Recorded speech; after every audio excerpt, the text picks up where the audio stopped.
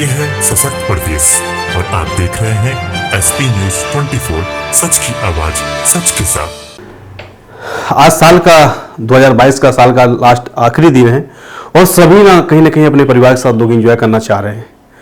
इसी सिलसिले में आज बात करते हैं राष्ट्रीय क्षत्रिय महासभा की महिला प्रकोष्ठ की अध्यक्ष मिथिलेश सिंह, जो लगातार समाज में रहकर समाज सेवा के निरंतर काम भी करती हैं और गरीब असहायों को निरंतर हर साल कपड़े वस्त्र दान भी करती हैं और उनके लिए भोजन का भी व्यवस्था करती हैं।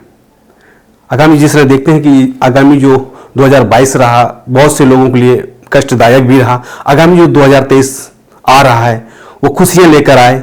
इन्हीं सब मुद्दों को लेकर आज हम बात करते हैं समाज सेविका व महिला प्रकोष्ठ की अध्यक्ष मिथिलेश सिंह से। मैम, आज 2022 का लास्ट डे है जी।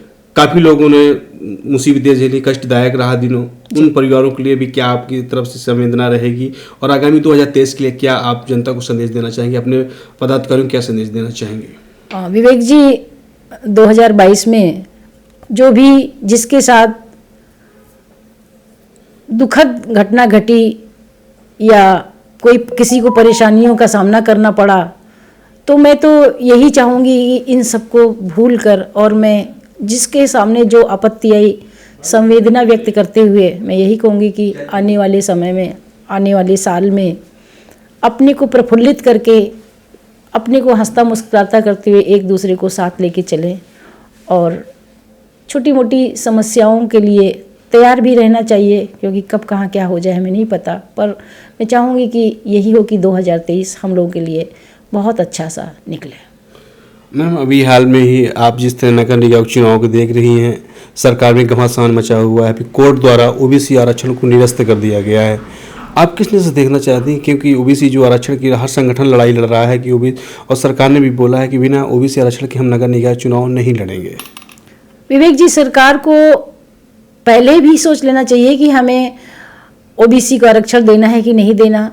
बिना कुछ सोचे समझे, बिना नियमों के पालन के उन्होंने अपनी तिथियों को आगे बढ़ा दिया या चुनाव की प्रक्रिया शुरू कर दी। ऐसा नहीं करना चाहिए। पहले जनगणना कराना चाहिए, देखना चाहिए किस क्षेत्र में कितने ओबीसी आए, कितने आरक्षित सीटें हैं, कितनी रक्षित सीटें हैं।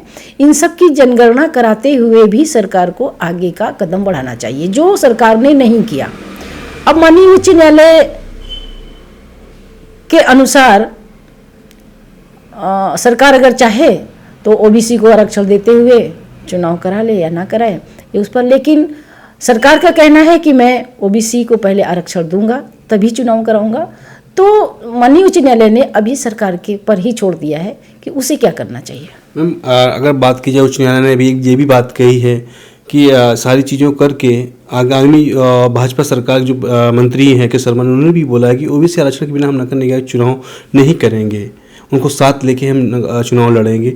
तो ऐसे की डेटियाँ बढ़ेंगी और समय कार्यकाल बढ़ेगा, तो कहीं ना कहीं ये बहुत व्यवधान पैदा करेगा। जी विवेक जी, ये ठीक है, ठीक ही कह रहे हैं, मौर्य जी कह रहे हैं या कोई भी कह रहा है।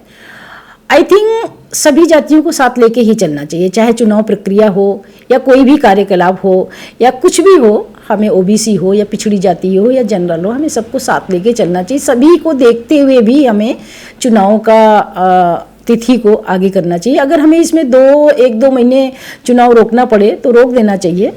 ऐसा कुछ नहीं है कि हम 2 महीने चुनाव नहीं कराएंगे तो हमारा कुछ विशेष नुकसान हो रहा है, पर हमें सबको सामान्य सुविधाएं मिलनी चाहिए।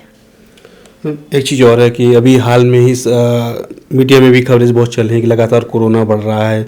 चाहे आप जापान ले लीजिए, चीन, चाइना ले लीजिए, लगातार कोरोना का प्रकोप फिर से दिखाई दे रहा है।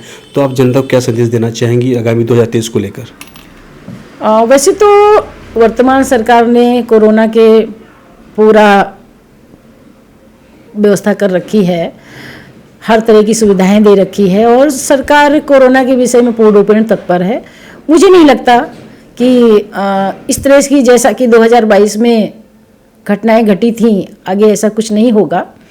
फिर भी हम सभी को सुरक्षित, अपनी सुरक्षा को लेकर चलना चाहिए, अपना ध्यान रखना चाहिए, जिससे कि हमें कोरोना के सामने पुनः ना आना पड़े।